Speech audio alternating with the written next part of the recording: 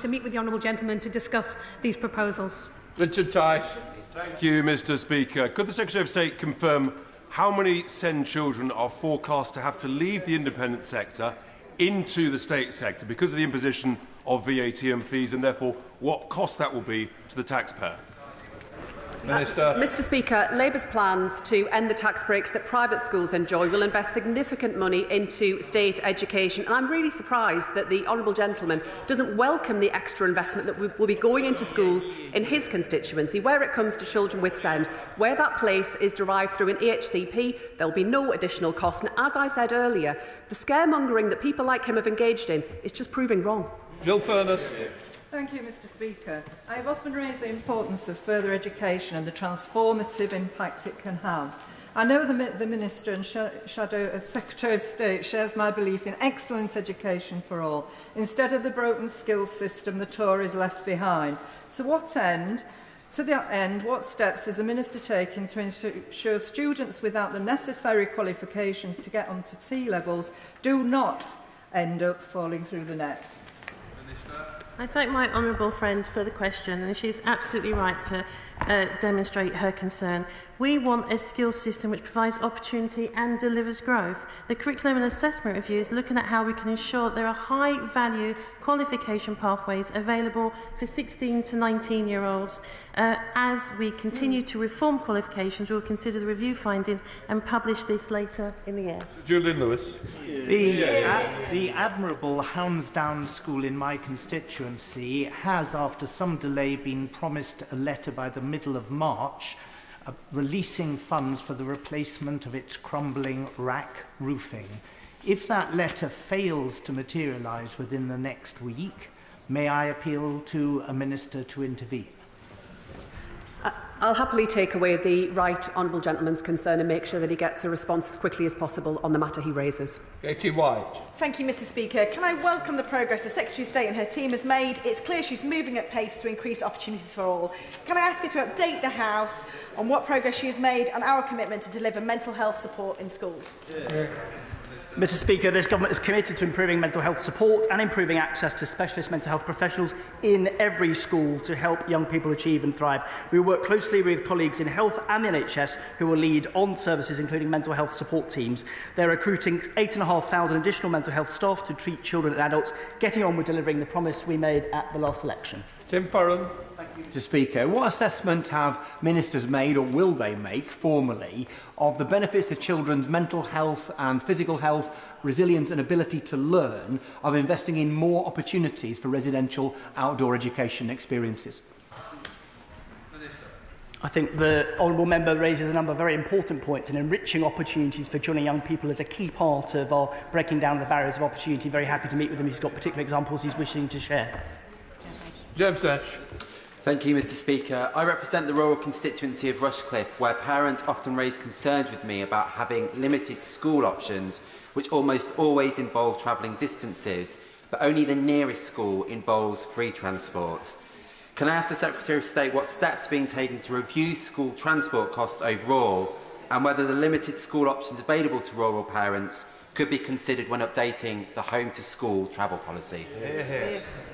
The Department's home-to-school travel policy aims to make sure no child is prevented from accessing education due to a lack of transport. I am very keen to understand how well home-to-school transport is supporting children to access educational opportunity, and I'm working closely with Department officials on this, and I will bear the honourable gentleman's comments and concerns in mind as this work continues.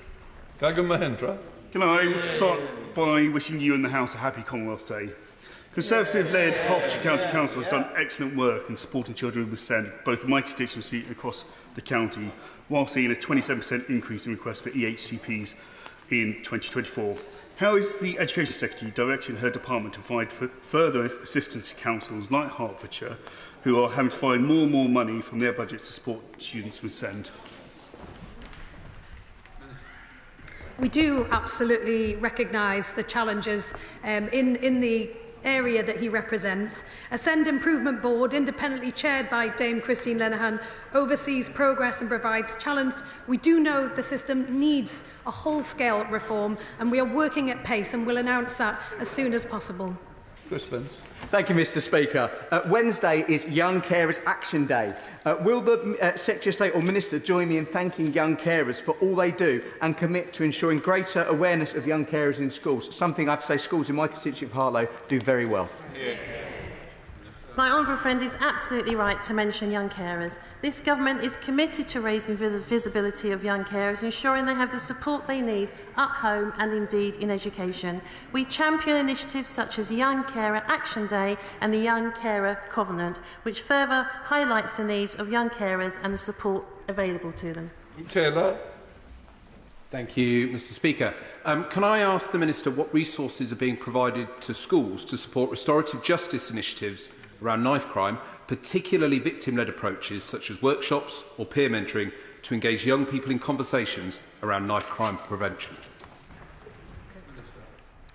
The honourable gentleman raises an important point, and we do hear far too many cases of young people being affected by this. I will take away the particular issue that he raises. We are obviously undertaking a curriculum and assessment review. We're looking very closely at relationship, sex and health education and how we empower young people to be discerning and to respect one another and create a values and tolerance-based society. Ian Lavery. Thank you, Mr Speaker. Over the past 2 years, there's been 40,000 in each of the past 2 years teachers left the teaching profession.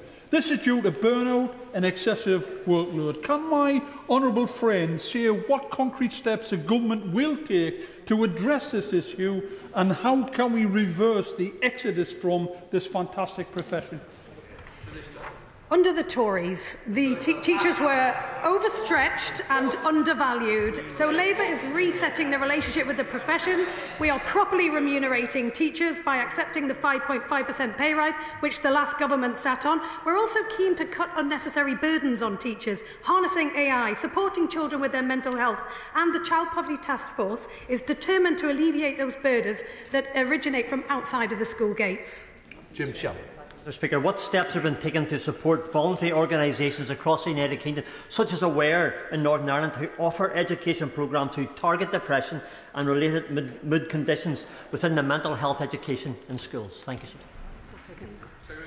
I'm grateful to the honourable gentleman. He raises the important contribution that voluntary and third sector organisations can play. Here in England, through the consultation around relationship, sex and health education, we're looking at what more we can do to ensure that all young people get the support that they need, including around areas that he identifies. Chris Hinchliffe. Thank you, Mr Speaker. School staff in North East Hertfordshire work tirelessly in dilapidated facilities to support SEN students, whilst parents face absurdly long journeys to reach specialist schools.